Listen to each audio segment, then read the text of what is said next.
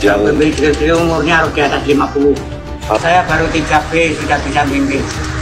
Bapak saat itu berarti bukan pembimbing skripsi? Jelas, bukan. Bukan pembimbing akademik? Bukan. Pembimbing akademik pun bukan, Pak? Oh, bentar, maaf. Yap, kita lihat sendiri begitu beraninya Bang Rismond sampai mendatangi kediaman Pak Kasmudjo menanyakan mengenai persoalan pada saat Pak Mulyono mengakui bahwa Pak Kasmudjo adalah dosen pembimbingnya. Nah, akhirnya dengan keberanian Bang Rismond, kita bisa mengetahui bersama bahwa apa yang selama ini menjadi kebohongan Pak Mulyono betul-betul sangat-sangat luar biasa.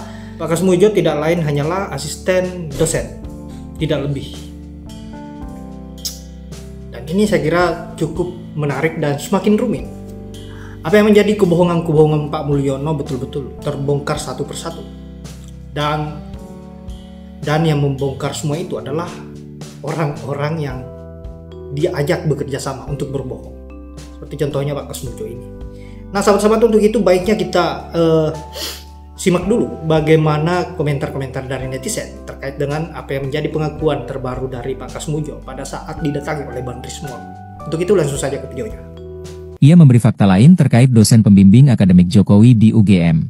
Penuturan Kasmudjo. Salam demokrasi. Aku cuman mau ngingetin pernyataan Pak Kasmudjo yang bilang kalau dia bukan pembimbing akademik Jokowi, memperjelas dan mempertegas di mana duduk persoalan ijazah ini. Karena di tahun 2017 dalam video Jokowi mengaku kalau Kasmudjo adalah pembimbing skripsi, di mana dia berulang kali mundar-mandir bimbingan skripsi kepada Kasmudjo. Terus dia ralat, dia bilang kalau Pak Kasmudjo bukan pembimbing skripsi, tapi pembimbing akademik. Dibantah sama Pak Kasmudjo, di mana Pak Kasmudjo bilang kalau dia bukan pembimbing skripsi dan juga bukan pembimbing akademik. Jadi jelaskan, udah jelas dan terang persoalan ini. Sekarang niat dari penegak hukum untuk melakukan penyidikan yang serius. Karena ini menyangkut moral hazard. Karena unsur pemalsuan adalah unsur pidana yang bisa kena hukuman badan atau dipenjara. Tapi kita semua pesimis lah. Kalau mantan pejabat apalagi mantan presiden bisa dihukum atas tindakan atau pelanggaran yang dia perbuat. Sepertinya mimpi kalie dan suatu hal yang tidak mungkin atau mustahil kalau nanti Jokowi itu dihukum. Karena negara ini adalah negara Konoha, negara yang tidak tegas terhadap para pejabat yang berbuat salah. Tapi kalau rakyatnya yang berbuat salah, wow, tajam sekali pisau itu ke rakyat biasa, tajam ke bawah, tapi tumpul ke atas. Ini sekarang masalah niat dan keseriusan, karena semua sudah terang. Ketika maju sebagai wali kota dan gubernur, gelar beliau adalah Dr. Andes. Tapi ketika maju sebagai presiden, berubah tiba-tiba menjadi insinyur. Dari situ saja kita bisa tahu kan duduk persoalannya. Cuman seperti kata lagu slang, nggak mungkin semua ini terjadi 103 tahun mungkin.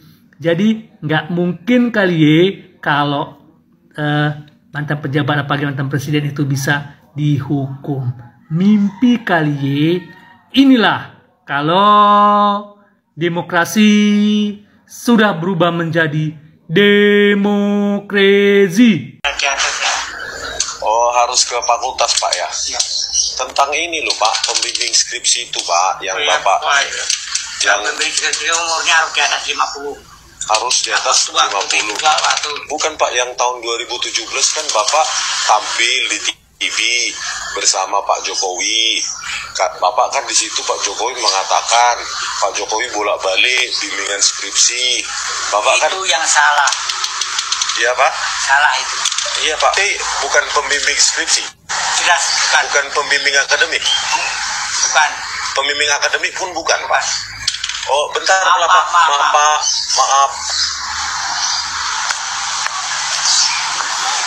Lek, sempat saya wawancarai Pak Kasmujo. Pak Kasmujo ada di dalam, sempat saya wawancarai. Wah, ternyata Pak Kasmujo bukan pembimbing akademik maupun pembimbing skripsi. Oh, bisa kita ketemu sebentar? Tadi sudah saya wawancara langsung ditutup. Jadi Pak Kasmujo tadi bukan pembimbing skripsi, bukan juga pembimbing akademik. Rumah Pak Kasmujo yang pertama ditemui Jokowi terlihat agak menengah ke atas. Tetapi Pak Kasmujo yang ditemui Bang Rismon di rumahnya, itu rumah sangat sederhana dan juga berbeda jauh dengan Pak Kasmujo yang saat ditemui di rumahnya oleh Jokowi. Saya masih berpikir positif ya. Yang pertama, mungkin rumah bagusnya Pak Kasmujo itu bisa juga tidak ditempati sekarang, tetapi dia berpindah di rumah yang saat ditemui Bang Rismon, yang rumah sederhana ya, itu di kampung sederhana. Bisa juga seperti itu, pindah rumah. Yang kedua, bisa juga Pak Kasmujo ini ngontrak di rumah sederhana, rumahnya dijual, yang rumah bagus saat ketemu Jokowi. Yang ketiga, Pak Kasmujo bisa jadi pindah ke rumah yang lebih sederhana yang ditemui Bang Rismon dengan alasan dia di rumah yang bagus saat ketemu Jokowi itu tetangganya bikin dia tidak nyaman, pers juga sering datang bikin dia tidak nyaman, ataupun terdapat berbagai ancaman dari luar seperti apa kita nggak tahu. Itu. Yang keempat, bisa juga rumah itu dijual karena faktor ekonomi, kan kita nggak tahu ya. Terus Pak Kasmujo beli rumah yang sederhana, yang penting bisa untuk ngeyop, yang penting bisa untuk berteduh, bisa untuk beraktivitas sehari-hari dengan sepertinya dari cuplikan video Bang Rismon yang lain itu Pak Kasmujo buka warung, kayak warung sembako sama fotokopi atau apa gitu. Aku kurang ngeh juga, mungkin netizen bisa menambahi juga ya. Nah, seperti itu. Jadi positive thinking dulu kalau saya, bukan bermaksud ngebela si A atau si B atau bagaimana ya. Terus bisa juga, kan beda nih mana yang real ataupun mana yang settingan. Karena saya yakin netizen itu tidak goblok semuanya.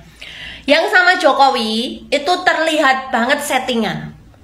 Pak Kasmujo juga pakai baju bagus, rapi.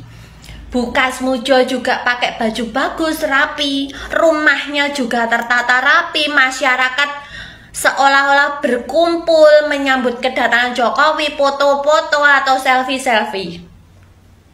Itu hal yang tidak bisa dipungkiri. Mikir goblok saya itu settingan. Berbeda dengan videonya Bang Rismon saat datang ke tempat Pak Kasmujo yang di rumah yang sederhana. Itu Pak Kasmujo real pakai baju nyun sewu biasa. Terus kondisi mukanya juga lagi sakit, pakai Hansaplast ya 2. Terus Pak Kasmujo juga kelihatan sudah sepuh, lusuh. Mungkin juga belum mandi, nyun sewu. Natural, tidak ada pengkondisian yang istilahnya sudah di-prepare jauh-jauh hari sebelumnya. Rumah Pak Kasmujo juga sederhana, dia buka warung. Dan Pak Kasmujo sengaja membatasi wawancara dengan seseorang ataupun pihak luar karena takut ada ancaman lagi seperti yang sudah-sudah sepenilaian saya. Ingat loh ya, karena saya juga belum dapat informasi, tetapi menurut penilaian saya, Pak Kasmujo ini ketakutan. Ketakutan bertemu dengan orang luar. Nggak tahu kenapa.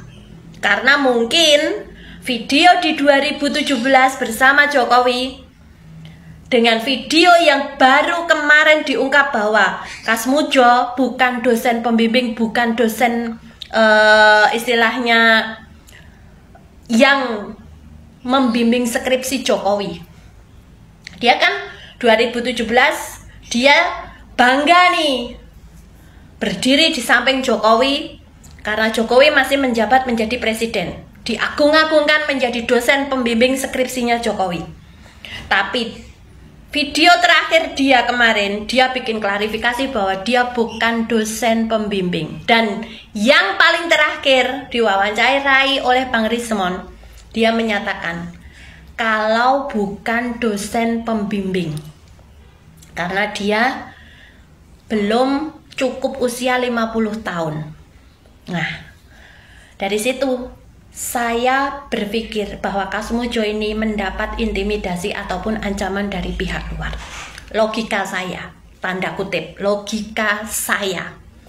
Nggak tahu kalau realnya seperti apa, yang tahu ya hanya Kasmujo saja. Nah, dari sini kita belajar mana yang disetting, mana yang di-prepare, dan mana video yang asli tanpa rekayasa. Monggo netizen berpikir cerdas.